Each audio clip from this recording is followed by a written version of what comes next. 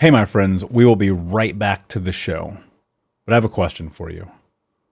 Are you struggling with the impact of childhood trauma? Well, know that you're not alone. I'm here to let you know that I'm starting a brand new weekly coaching group that includes a year of live coaching, accountability, support, habit and goal setting, and more. I'm starting a waitlist for the group right now, and I'm only taking a handful of people. And I'll let you know that through this personalized coaching, we'll work together to help you understand how your childhood trauma has shaped your beliefs, behaviors, emotions, and will help you create a roadmap for healing and growth. Right now, you can schedule an absolutely free coaching session with me and get put on the wait list if you go to thinkunbroken.com. My friends, it's your time to turn your trauma into triumph, breakdowns into breakthroughs, and become the hero of your own story. And I'm here to support you in doing that. Just go to thinkunbroken.com to register for a free coaching call with me and to get put on the wait list for the brand new weekly coaching program. Hey, my friends, we will be right back to the show. But I have a question for you. Are you struggling with the impact of childhood trauma? Well, know that you're not alone. I'm here to let you know that I'm starting a brand new weekly coaching group that includes a year of live coaching, accountability, support, habit and goal setting, and more. I'm starting a waitlist for the group right now, and I'm only taking a handful of people. And I'll let you know that through this personalized coaching, we'll work together to help you understand how your childhood trauma has shaped your beliefs, behaviors, emotions, and will help you create a roadmap for healing and growth. Right now, you can schedule an absolutely free coaching session with me and get put on the wait list if you go to thinkunbroken.com. My friends, it's your time to turn your trauma into triumph, breakdowns into breakthroughs, and become the hero of your own story. And I'm here to support you in doing that. Just go to thinkunbroken.com to register for a free coaching call with me and to get put on the wait list for the brand new weekly coaching program. You're listening to the Think Unbroken podcast, and I'm your host, Michael Unbroken. I'm an author, speaker, coach, and advocate for adult survivors of childhood trauma and abuse. In this podcast, you will learn how to transform your trauma into triumph, turn breakdowns into breakthroughs, and go from victim to being the hero of your own story. You can learn more at thinkunbrokenpodcast.com, and of course, check us out on Apple Podcasts and Spotify at Think Unbroken Podcast. I think part of it also is perspective. And I've heard you say that perspective is a cure-all for anxiety, because on a long enough timeline, you're asking yourself if this is actually going to matter. And if you're doing that, are you measuring progress against day to day or against the long term? You know, with this, and especially scenarios like this now newly happening in your life, what kind of role does perspective play for you today? Tons, man. I know exactly where you're going with this. So this is a combination of sort of two ideas. One, you're thinking about sort of the action and suffering. We can get to that in a second. But the other idea on this is, zoom out far enough on the timeline and like none of this crap matters. You know what I'm saying? So like, okay, kid crumples up photos. Zoom out on timeline. We don't know how far. Could be 2 minutes where I just go, I'll straighten them out. And then when I scan them, it's a photo of a pyramid and a camel. No, I don't even care about this, right? Like, those are that's the timeline for that. But then other timelines are really intense. Like your business got torpedoed and you lost your wife lost her job and now you're starting over and you're going to lose your house. Well, that's not okay. And next week it's not going to be okay. And next month it's probably not going to be okay. Next year, will it be okay? Maybe. What about a couple years from now? Even if it's not completely okay, it's certainly going to be better than it is right now in the moment where you're dealing with that. So I try to sort of zoom out far enough on the timeline mentally and realize, okay, 5 years ago, I went through this thing and I thought I would like never get over that. And now I'm mostly or completely over it. All right. So let me jump ahead in the timeline and realize I'm not over it now because I'm in the thick of it, but eventually I will be over it, which means I can almost act accordingly, right? Like, oh my God, I lost $1 million on this stupid thing. And now I'm going to lose my retire. I have to retire 5 years later. That's not good, but you're going to survive. It's going to be fine. You're probably going to be able to make a lot of it back. It's probably not as bad as you think. You've been through similar situations before. That all makes you realize that it's kind of like the everything is going to be okay. It's not always going to be the way that you want it to be, but zooming out that far on the timeline has helped me with so many stressful situations. If I get screwed over by somebody or if I hit a business hurdle, I just look and go, all right, I've gone through like 3, 4, 5 of these in my past. I'm 41. There's going to be more. They always suck, but it's always completely fine. Now, there are some events where that's not going to work out. Like if you lose a child, you're always going to miss that child, but the pain won't be as acute as it is in the moment. You know, if something really horrible happens, you lose someone dear to you, that's always going to change things. The pain is always more acute in the moment. So realizing that you can get through things, it sounds simple, but you really do have to focus on that timeline, because otherwise it's real easy for first of all, your adrenal system to snap you back into fight or flight, pay attention to every second of this pain kind of situation. And what you're trying to do is say, okay, I'm going to plan this out. You're almost snapping into a logical mode. You're not trying to withhold your emotions or bury them. You can deal with them ideally with a therapist if it's bad enough, as you need to, but you also need to like stop panicking and waking up at 3 a.m. in a cold sweat because you have made a bad investment or because somebody stole something from you. You know what I mean? That's not helping anyone. That's super powerful. And I've had this notion recently about this idea of time is now. I was at a restaurant and you put your name, you put the time, and I just started writing now. I have no idea why, other than I was thinking like, why the am I worried about tomorrow? Why am I worried about yesterday and the mistakes that I've made when today, right now, in this moment is actually the only thing that I have control over? Right. And you led me into my lead to you, which is action ends suffering. Dude, I am such a big proponent of that. I found myself, the Unbroken Nation audience knows, they've heard this story, 350 pounds, smoking 2 packs a day, drinking myself to sleep, working the corporate America job, found myself at rock bottom. 11 years later, now I'm award-winning speaker, best-selling author, coach people around the world and back again. And I swear the only way that happened is action. And I think that hearing you say action and suffering is such a big proponent of that. And I heard those words from you. So I want to just say thank you for that in the course of this journey. It's been such a big deal. Why is that so important to you? Like what was the catalyst to come to that with yourself? Sure. So this wasn't something where I was like, I read it in a clever self-help book or anything. Like this is one of those hard-won lessons where I was like, okay, so what happened was I had a podcast in a business, a training company, and I ran it for 11 years. And over time, I'd been doing like pretty much all the work. I had a lot of team. They were great. I worked with a lot of amazing people. But the people I had brought in as partners years and years before, it's Thursday at 2 p.m. They're not answering their phones anymore. They're going out for, they want weeks and weeks off. They're not adding to the bottom line. They need raises because they have credit card debt. I'm like, okay, I'm saving money. I'm getting married. I want to have kids. I'm saving up for a house. These guys are like, hey, we have $30K in credit card debt. We need a raise. And I'm like, this isn't working. Like, we're paying more in taxes because you need more income. So there was a lot of little disputes. And we had an amicable split worked out, and then they just went, we're not going to honor this. We're just not going to honor it. And then I was like, you know what? I have to start over on my own and do the Jordan Harbinger show and just not worry about it. Because when I talk to people that you might call mentors and guys that have sort of been there and done that in business, they were like, I know you think it's a big loss. Just start over and move forward. Sue them or whatever, but like, don't get bogged down in the suit. Get to work moving forward. And that was awesome advice. That's exactly what I did. But then my former partners sued me because they were like, wait, you weren't supposed to move on and be successful without us.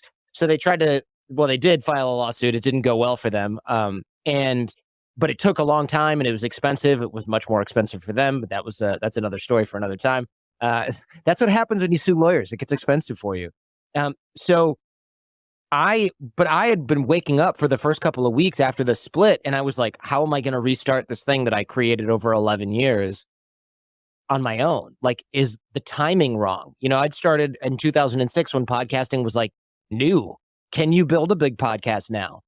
Are people going to find me? Do I have what it takes to do this on my own? Like all of these questions, but it wasn't like, all right, I've got this. I was like, oh my God, I'm screwed. And then I'd wake up at 2 a.m. to go to the bathroom and I wouldn't be able to sleep again. And I'd be like, my heart's pounding. What is going on? And I went to the doctor because my wife was like, dude, you never sleep anymore. Like I lost a bunch of weight. And so I went to the doctor and they're like, oh, your blood markers, everything's good. What's going on in your life? And I started talking about what was going on. And they're like, bro, you're having like literal, what sounds like panic attacks at night. And I'm like, no, I'm not panicking. I'm just thinking about all these things that I have to do. And I'm thinking about all these issues that I'm dealing with. And they're like, yeah, it's called anxiety. Don't know if you've heard of it. And I'm like, no, you're misunderstanding. I'm worried, but it's not like I'm freaking out. I'm just waking up and I can't go back to sleep and my heart's racing. And they're like, hello, Google freaking anxiety. This is what you have. And then of course, many doctors are like, here's pills. And I'm like, no. Humans deal with anxiety. I don't need pills. I'm not having suicidal ideation. I don't have any issues with my body right now. Like we'll monitor my blood panel and my blood and my, like gut panel, monitor the stuff that says, hey, you're killing yourself. Like make sure that's not happening. But I just started walking more outside. I started talking to friends more. I made sure I had social contact every single day, even if it was like a 12-hour, 16-hour super busy day. I would do like a 30-minute or 20-minute or 15-minute call with a friend. That helped a lot. But the action and suffering thing was, I felt like I had so many things to do that you ever made a protein shake in a blender and the top comes off and everything, and you're just like, there goes my afternoon, right? Because you're cleaning like freaking whey protein out of the lights. That's what I felt like my life was at that time. And the energy had nowhere to go. It was like every day I'd wake up and it would be like, vroom, and it'd be all over the kitchen.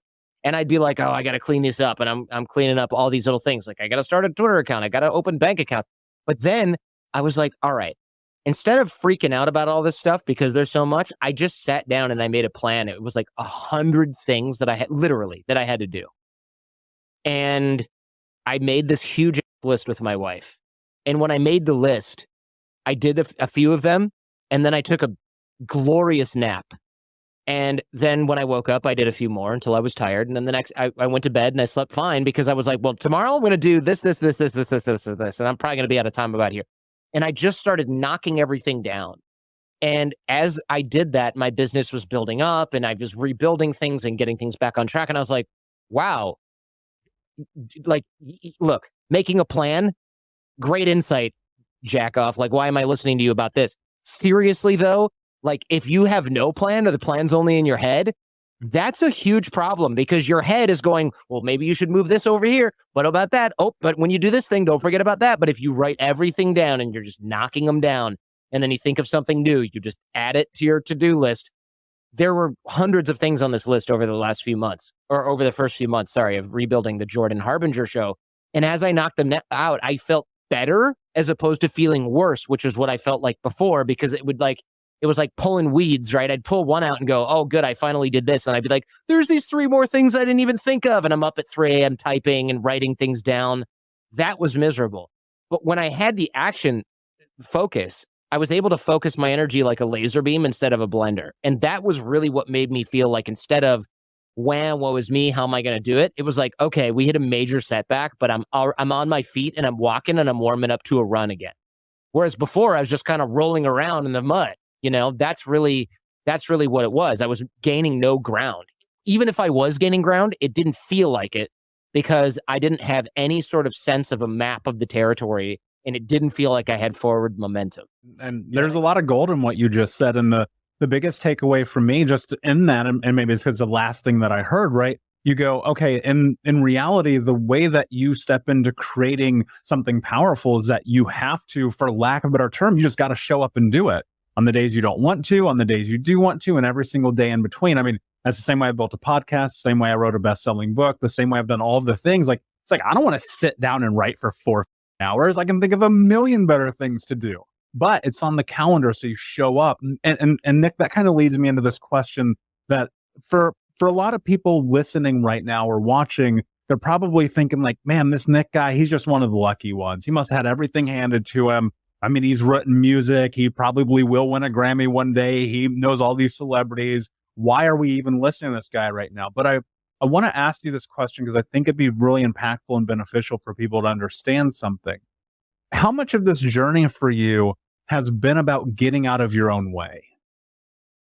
Oh man, I think in some ways every part of it. So I what I share a lot with people is, look, first thing when I talk to somebody, like, either I don't have a story, which there's a whole, I could go on a tangent on that for a while, but like I really need to start, I need to write that book. I need to give speeches, but I'm not a great speaker. Like me, I got a lisp. I mean, I talk too fast, whatever. There's like, I always tell people, when your mission and your message are more important than your ego, you just get out of your own way and you'll start. Because if it's truly mission driven and you're like, if you really believe that you have the power to impact 1 million people, or that if you were the one doing everyone's heart surgery as a surgeon, you would save 10% more lives, like, you're not going to worry about your delivery. You're going to worry about, like, I got to just get out there and get started. And I got to start, evangelizing for whatever it is that I'm evangelizing for. Like me, a big thing is, like, everyone has a story, and everyone has a story that matters. And there's a series of events that led you and me to this moment today. And without, and not even being hokey about it, like, if we go back and actually think about those moments, like, and honor those moments, like, most of us have things that happened in kindergarten or first or second or third grade, things in high school, things in college that are driving us right now. And we just haven't acknowledged it. Like, I talk about it all the time. I had a third grade teacher tell me from the front of the class I was stupid. And I was mad about it for a long time. I wanted to FedEx her a box of Emmys. She has no clue, by the way. I think she's having a bad day. And I think this is like this for most people. Every time she sees my mom in the grocery store, she always asks how I'm doing, says I was one of her favorites. And for years, like, I have a little grudge against this lady. But when I think about it, like, perhaps she's one of the people who, she is one of the people I can say for sure that, like, that drove me to prove to the world, like, to perform. Now, you got to keep that in a healthy balance, because just performing and not enjoying your life or any of that is not healthy for anybody. And we shouldn't just be doing it to run away from demons. But there's these moments that have led us to where we are today. And so much of my, like, look, getting into, emailing a lady at the Emmys for the first time was super uncomfortable. Getting on phone calls sometimes with people who you don't know, or you don't know where their idea is going to lead. And so I've just learned over the years, a lot of it's based on how my presentation of it is based on my faith, but you could extrapolate it. But I realize that if I want to accomplish the things that are for me in life, I got to give God elbow room. I got to, like, stop trying to control everything. I just got to show up and do the best I can and serve the best I can in the moments that I'm given. And so that's what I try to do. And look, it would be silly for me to say I don't have any talents or gifts. That would be like disrespectful, to the audience. And it's the same thing for you. I don't go around bragging about my talents and gifts, but certain things come easy to me. It's come easier than other things. Certain things I am terrible at. And so to me, what I've really learned is, collaboration, like, makes this all work. So if I want to accomplish something, the best way to get out of my own way is to go find mentors and people who can help me accomplish those things. And so I think, what I really want people to take away is, like, I'm different than everybody. Like, we're all different. We're all different than each other, but there was definitely, like, I didn't have a relative in the business. I remember when I first started, when I was in music, I read a book. I was born in 1980, right? So I'm not that old, but I'm starting to become one of the older ones in a lot of rooms these days. But I'm 41, right? So when I was, like, in the mid 90s, we had like Prodigy, maybe AOL was coming online, but, like, there wasn't, like, you can go find anything you want on the World Wide Web. And so you'd get books, you go to the library, the bookstore, whatever. And there's a book called All You Need to Know About the Music Business by this guy, Donald S. Passman. I think he's still a law professor at USC or somewhere out there. And, like, one of the things was, like, hey, if you want to have a career in music, you must have an entertainment lawyer.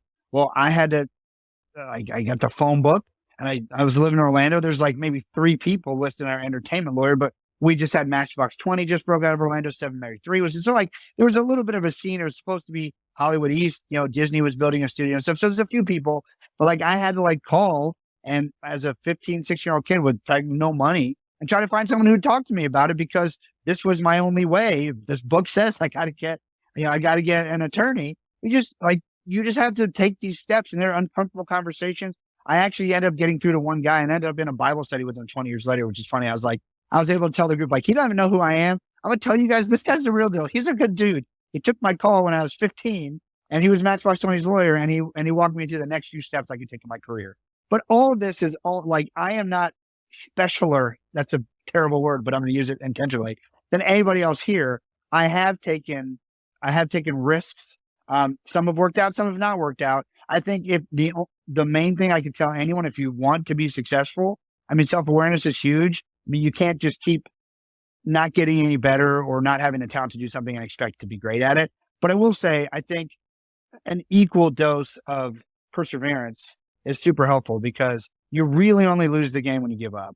And the rest of it is you're still in the game. And so again, can sound really cliche, but man, the things that I like, there's no good reason why I should still be writing songs and trying to make it professionally. I just this last year got my first, I've been writing since I was 15 and I'm 41. And I had my first commercial success probably last year. And every time I went to Nashville, everyone had many reasons. My employees probably were like, what's he doing? Like, to question it. But like, eventually, I did Rudy's documentary. Rudy has a phrase, pester life until it gives in. Like, that's what I did. I just kept going until someone gave up. And they're like, and eventually I got a great enough song and a big artist want to cut it and blah, blah, blah. So now we have a few million spins on Spotify, but you still make no money from that. So the next step is, how do we make some money? And so anyway, hopefully I answered your question. Lots of stories in there. Yeah, I love it, man. There's so many different ways I can poke and prod this, because I'm just like, yes, I get that. And yes, I get that. One of the things that comes to mind is this idea, really parlaying with what you just said about fortune favors the bold. And I think so much of my experience, like this idea of like going back in time, tracing all the footsteps to right now. I mean, it's taken me 36 years to get to this moment with you today, and it took a lot of decisions, a lot of failures, a lot of doing things the wrong way. And most importantly, and I try to teach this to my coaching clients, I try to bring it into my books, into my public speaking and everything that I do. And it's so much about being a part of a collective to be able to create massive change in your life. And I know that you're big on this. You've mentioned, community a couple of times here. But you said something I wrote down one time. You said, we are not self-made. We are community-made. Go into that for me, because I think it hits home for me in a way that I hope will hit home for other people. Yeah, I heard a few people say this. I think maybe Arnold Schwarzenegger sort of got me thinking about this for the first time when I think it was him who said something like that. Like, there's this Western culture has the tendency to take any you and make it singular. So if I say you would go, it's talking to me. It's about me. It's about me. And so we have this really singular focus on ourselves. And we're all sort of born self-centered, right? Like, I need milk, I need food, I need whatever. And so at some point, I think a lot of us lose track of the fact that, like, whether I liked the interaction with that third grade teacher or not, she helped shape who I was. And then beyond that, people who, like my parents, who sacrificed a lot. We were immigrants, like. We'll be right back to the show. But before we do, I want to tell you about today's sponsor, factormeals.com, where if you go to factormeals.com/unbroken50 and use the code unbroken50, you can get 50% off your first order. That's factormeals.com/unbroken50. If you're like me and you are a person who is busy trying to create a life, heal, work on their health, wealth, and relationships, and not to mention deal with the day-to-days of normal life, you do not have time to be going to the grocery store and trying to figure out what you're going to cook every single day of the week. In fact, one time I did the math and I realized I was spending over 15 hours a week at the grocery store and cooking. When I added Factor, I got to use that time for myself, for my family, for my friends, for my community, and for my business. And so if you're in the place where you need some more support in the kitchen, head to factormeals.com/unbroken50 and use the code unbroken50 to get 50% off. For over 10 years, Grammarly has been powered by AI technology you can trust and rely on for all of your writing needs. And now Grammarly helps you do even more. With one click, you and your team can quickly brainstorm, rewrite, and reply with suggestions based on your context and goals where you write the most. Grammarly accelerates effectiveness and productivity for everyone on your team. In fact, more than 70,000 teams rely on Grammarly to help them with their writing today. Have a presentation coming up? Let Grammarly create a personalized outline to get you organized so you can transform your ideas into a compelling presentation. With Grammarly, you can be more productive by communicating your point clearly and getting work done efficiently. Grammarly is here to assist you at every step of your writing process so you can show up with confidence. Go to Grammarly.com/business teams to download for free. That's GRAMMARLY.com/business teams to download for free. To help me and my brother get to university and to get through university and to have food on the table. And like even if you were forsaken by your parents, let's say, and you had to get a job to work to raise yourself, to where you're like, you probably still had someone who took a chance on you and gave you a job. You probably had someone who modeled some good behaviors for you that you learned how to not recreate a broken past or that a broken past that you were brought up in. So we are the sum of, it's funny because you could really break it down to the simplest principle of sort of can become a hokey self-help principle, but you are the sum of the 9 people you hang out with the most. But we are, every one of us is the product of what we put into our heads. And whether that's, before I met Tony Robbins, I had hundreds of hours when I was training for tennis as a kid. My coach gave me Tony Robbins CDs and Tony Robbins was part of my mindset. And then my tennis coach, who was nice enough to give me the pirated CDs, which I've had to apologize to Tony Robbins about, that I had. But we are made by our surroundings and by our community. And if you make good decisions, you try to remove toxic people and places from that community. They still do shape you, though, by the way. They are part of your upbringing. So I think it's just a very selfish way of looking at things to say you're self-made, because you're not. I mean, nobody has done everything for themselves their entire life. And a lot of times, if you think you're self-made, more people than you know did things for you that you just never recognized. So you probably owe a lot of people thank yous that you never took the time to think about. You don't negotiate with yourself, No. but you have. Yeah. You're a human being. Yeah. For me, it was like I needed a really high extreme, because I come from this background where my mother cut my finger off when I'm 4 years old. I'm a drug addict when I'm 12. I need extremes to get this boulder is gigantic, Yeah. right? How do you stop negotiating with yourself? I think for me, it's really grown with my intuition, like we've talked about. If I feel something and I'm excited about something and it's prolonged more than a day, more than 2 days, more than a week, I don't think about it. The best things that have ever happened for me were just on a whim. Because if you don't take action, you talk yourself out of things, right? And I know you understand this because of the coaching space as well. And that's why anyone that's listening, if you've ever done coaching or interested in it, that's why coaches say make a decision today, work with me the next 24 hours and we can move forward. Because if you don't, you're going to spend the next couple days and the next week being like, oh, should I not? Should I do this? Should I not? So for me, if I have a feeling that's prolonged, I don't talk myself out of it. I'm done. It's going to happen. Mm-hmm. That's what happened with my business. After a couple days, I was still thinking about Rise Up For You. And I'm I'm doing this. That's it. Done. And I never looked back. Same thing when I moved out of state and I came to Vegas by myself. I was I had that feeling and I was done. I'm moving to Vegas, and I just did it. And I won't allow myself to talk myself out of it, because that's where you get in trouble. And that's where you're but what if, and what if something feels good for you, if initially something feels good and great for you, just do it. Yeah, and you'll figure it all out. But hold on. You don't understand. Every time I do that, I f up. You'll figure it out. Marie Folio always says everything is figure outable. Yeah. And that's part of the process, though. It's it's okay to be afraid of messing up and failing. What's not okay is to let that fear sabotage you from moving forward. And I think that is what that's what we're missing in today's world, is that there's this concept of I can't be afraid or I can't have negative thoughts. And that's not realistic. We're all human beings. I'm afraid all the time. Same. All the time. All the time. It's crazy. I have fear. I have negative thought. And so we need to normalize that. It's okay for you to be afraid. It's okay for you to have negative thoughts. I have crap in my head all the time. But what I've understood is, am I going to let that dictate my actions, right? Beliefs drive behaviors. And I don't want it to drive my behaviors in a way that's going to hinder and sabotage me. So I feel the fear. I have negative thoughts, but then I counter myself and I say, okay, you're okay. It's okay that you have fear. But do you want to stay stuck or do you just want to try and go for it? And what's the worst that happens? I always ask myself that question. What's the worst that happens? And is it really the worst thing that can happen to you?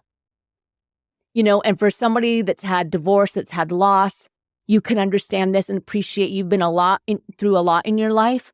What's the worst thing that can happen? And is it the worst thing that can happen to you? Yeah. The worst thing this is my opinion only, the worst thing that can happen to you is you die. That's it. Anything shy of that, there is a solution. 100%. You can find your way through it. And I think that's what's so interesting. It's there is an unlimited number of possibility in the world. Yes. Now, look, physics apply. You can't be the first person to try to breathe in outer space. Like, that ain't going to happen, Sure. right? You know what I'm saying? Like, because somebody's challenging me right now. They're going to email me and be like, what about this? Shut up. It's stupid. Like, let's keep it within the laws of physics, right? And reality. But no matter where you're at, whether it's you have hit rock bottom in your business, your relationship, your health, your wealth, your physical being, like whatever it is, there's a solution in here somewhere. Yes. I'm not saying it's happening overnight. Like, I look at so many of the transformations in my life and it's like decades of work. Yeah. Right. I mean, I've been doing therapy and my own personal coaching and mentorship for 13 years. And I honestly just now feel like I've taken like a step forward, right? Moving past all of the limitations. And people are like, yeah, but you've been on billboards in New York City and you've written best-selling books. And I'm like, yeah, but you don't understand, like, every day, like the grinding through what's better than doing all that other getting stoned and playing video games. And you weren't there, right? Like, you didn't start there. No. We didn't, build a business and then overnight be on billboards and get clients and so on and so forth. Like, we started from scratch. And I think that is something to really know and for people to hear is like, we started from scratch. And if we can start from scratch, you can too. But you gotta manage the fear so that it doesn't cripple you. Otherwise, it's going to be 5 years from now and you're going to be in the same place. It's going to be 10 years from now, you're going to be in the same place. And then that's when we build resentment in our life because we never actually just did. One of the most heartbreaking things for me about the human experience is knowing realistically for some people, it's going to take 25 years to do something that takes 10 minutes. And like that to me is so devastating because it's like you have so much life in front of you, but we get so stuck in it, so trapped in it. And I think the thing that's missing for people is recognizing like there's support out here, and so I'm wondering for you, as you were going through, anytime you're building something, like it is so hard. Building a business is almost impossible, right? Dealing with death, almost impossible. Divorce, almost impossible. Yeah. What were the mechanisms that you had in your life for support, for growth, for, reconciliation, for all the things that have started to pave the path that you are now on? Like what was day one like? For me, it was community and mentorship. And I had two. I had direct and indirect. So direct, mentorship and counsel were like people in my life, like my cousins, my brothers, that we can lean on, that we can support one another, that were my cheerleaders. Okay.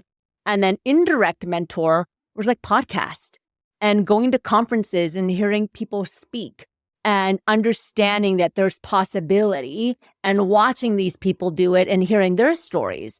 And when you're able to have both sides of the mentorship, you can understand that, okay, wow, they struggle too. I'm not alone in the process of life. That's the one thing about life is it doesn't discriminate. It doesn't care who you are. You're going to have death.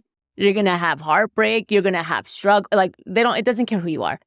And so having that mentorship was really important for me. And that's, honestly, I remember when I first came back, I listened to a podcast, which at the time was called The Art of Charm. Okay. Yeah. Jordan Harbinger. He's been on the show. Yes. Oh, I love that guy. He's awesome. And I just happened to listen to the podcast that day when I came back. That was him and a guy named Cole Hatter. Oh, yeah. So some people, yeah. And Cole Hatter was talking about his experience and talking about how, make money matter. Like build something where you can still do great in the world, right? Like nonprofits, you can still make an impact, but you can still make money and build a life that feels good, right? And that you're proud of. And it was just that one podcast that I thought, wow, that's really awesome. And then they had a conference and I was like, I'm going to go to that conference. And I'll tell you, within a matter of a week, I listened to the podcast. I went to the conference. I saw Cole on stage. I saw Jordan Harbinger on stage. And I just did. I was like, all right, we can make this happen. And they were my mentors. And they didn't even know. But they were my mentors indirectly, along with my family directly, who were supporting me. And obviously, they were more close to me and what was happening. But I was also getting a lot of like coaching and guidance in that way. And then I remember a year later, I sat by Jordan Harbinger and Cole. I was like, hey, I got to tell you this story. And they were like, really? I'm like, yeah. So that's really what helped me. And also self-compassion. Self-compassion and allowing myself to process. So I let myself process, but I didn't let myself stay there long. So there would be days where, I felt really sad and I was like, okay, take an hour to yourself, take 2 hours, go watch a movie, go for a walk. And then let's jump back in. And then the next day, same thing. Okay, take an hour, take a couple hours, let's jump back in. So I allowed myself to feel, but I was really intentional about not letting it cripple me. On the back. And one of the things I teach my clients constantly is like, if you don't cheer for yourself, nobody's going to. And so what did the beginning of that process of like stepping into self-love look like? Because I love that you pointed to it's been a process. It wasn't overnight. It's still a process. But what were kind of the beginnings of that for you? I think first it was recognizing, first it was the physical piece for me and recognizing like how much damage I'd done to my physical body. And I think that was probably the initial piece. I'm a functional. When you say, for clarity, when you say damage, what do you mean? I mean, like physical damage. I mean, physical damage from the years of disordered eating behaviors and like compulsive exercise and not eating enough and all of that. Like my immune system was totally shot. My gut had IBS. My gut was shot. My adrenals were like in the toilet. Like the physical pieces of me was probably the first realization. Because again, I thought in my head, I'm like, I'm healthy. I'm working out all the time. And, I eat healthy food. But I was totally running myself into the ground. And I knew that. I knew that it wasn't, I think we all know when we're doing that to ourselves, but I think for me to see the physical evidence, I had run some labs on myself because I'm a functional nutritionist. And so I'd run some labs on myself as part of my training. And I'm like, oh crap, like this is really bad. So I think the first thing that was kind of a wake up call. And this was, some years after I'd kind of started this initial journey of like, let me, learn who I am again and all that. Seeing it on paper, the physical parts, like, okay, like I've done some physical damage that I've got to heal. And then starting that healing process, the physical healing process, right? Just the physical body, starting that was like, okay, well, I'll change this in my diet and I'll take this supplement. I'm doing the physical pieces, but realizing kind of like you were saying where you have all these accomplishments, but you're still feeling empty. I felt the same thing when I was doing the physical healing where I'm like, okay, I'm doing all these physical things and I've cut back on the high intensity workouts or whatever. I'm not running marathons anymore, doing all these things, but I still didn't feel like healed. And I still felt like there was pieces missing. So for me, it was diving into like inner child work and diving into that realm and uncovering the like mental emotional pieces that were under those layers. So it was kind of like this like 3-step process for me because the physical part for me was easy because it's like, oh, I'm used to taking care of my physical body. I'll just change how I'm doing it. But it wasn't fixing the things. So I think understanding that, the physical parts, everything, and I am a firm believer of this, everything that's happening on the physical level, the physical body has its roots in the energetic emotional body. And, conventional ways of healing, they're not teaching that. And so it wasn't anything that I ever looked at. And so I think that was the other big piece is I had come across this girl and she was like a spiritual business coach. And so I started doing some work with her and there was like a big section in her little prim about child work. And I had never done any of that before. And that for me too is like opened a whole other can of worms. Like crap, there's so much going on down there that needs to come out. And this, like, okay, this, and then I feel like I started to kind of chip away at the iceberg there. Like, okay, I feel like I'm getting somewhere because there's these things bubbling underneath the surface, underneath the physical parts that haven't touched. Like, I don't know how to get there. And so I think that was kind of the next step. Yeah, the inner child work is such a big part of this. My second book is called 8 Steps to Healing Your Inner Child. It's actually arbitrary. It could have been 37 steps, right? It doesn't matter. But what I realized early on in this journey is that there is a linear impact to all of our experiences, whether we want to admit it or not. And there's kind of a twofold thought process that I have about this. One is you do have to honor a lot of those needs of who it is that you are in that childlike free state, because that's play, that's excitement, that's joy. A lot of it's love, unbridled, right? But then the juxtaposition of it is like, you're not a child anymore, right? And so now you're in this really weird place where you have to be able to navigate, how do I play and enjoy life, but how do I also be disciplined and accountable and responsible? Was there anything specific that, as you started doing that inner child work, became the pendulum swing for you? Was there a moment? Was there an experience? Was there a memory? Was there an event? Like, what started in that work to shift you to where you are now? Yeah. I think it's twofold. I think part of it is understanding how much my upbringing, and I just want to preface this, like, this is not me bashing anybody or anything or any organizations or anything, because I'm still firm in my belief that this is just my experience. I think part of it was, or a big piece of it was, understanding how much conditioning I had based on my upbringing in a very conservative part of the country in the Bible Belt, and how much that affected my view of myself and my accomplishments and all of that. I think it was a lot of, I had so much like shame and guilt under the surface about a lot of things. Like, I realized when I was doing this was, years after I'd gotten divorced, and realized there was still so much guilt and shame around my divorce that I had never like truly fully healed. Like, it was still under there. And it just went back to my conservative upbringing, because in my view, and especially when I got divorced and I was super young, it was my early 20s, like, divorce, like the worst thing. It was like, oh, you're the ultimate sinner. Like, your marriage is a failure. You're not supposed to get divorced. And that was still living in me, that guilt and shame around that. So I think the guilt and the shame piece was huge. And I think kind of what I mentioned before in witnessing the women in my life growing up, my mom will be the first one to tell you, like, she'll admit this too.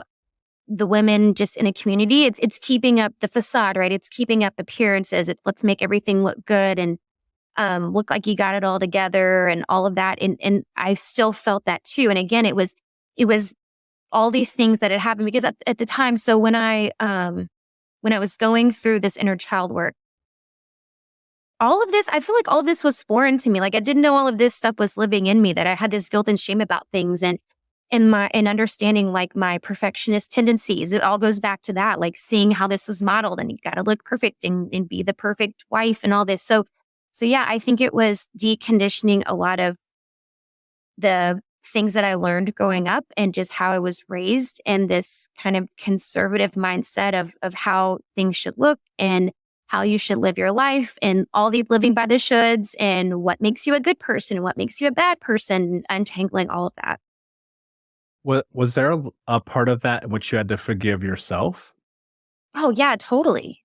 I think the forgiveness piece, for going so long. I mean, honestly, it had to have been close to 20 years that I was like, well, maybe not 20 years, maybe 15 years that I had been just beating up myself with my disordered eating behavior. So it's forgiving myself for that. Because everything I would think about, like, all these things were coming up, all these opportunities that I saw as like wasted, like these trips where I was so worried about what we were eating and how I could not eat this and how I could get away with not eating this. Like, I wasted so much of my life growing up and in high school and college, like, so worried about what I was eating, what I was not eating, and just feeling like I put so much energy into that I wasted so much energy in that I missed opportunities to really be present and really like enjoy these moments of my life that should have been just more enjoyable as a kid and as a teenager and in college. And so I think there was like some grief around that part too, of like, I felt